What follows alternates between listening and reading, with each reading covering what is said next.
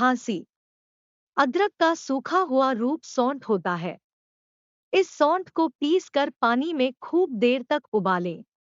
जब एक चौथाई रह जाए तो इसका सेवन गुनगुना होने पर दिन में 3 बार करें। तुरंत फायदा होगा।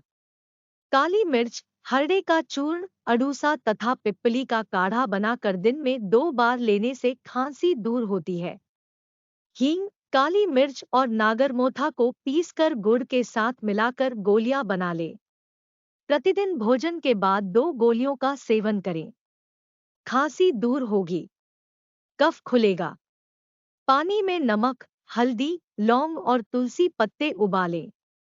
इस पानी को छानकर रात को सोते समय गुनगुना पिएं। सुबह खांसी में असर दिखाई देगा।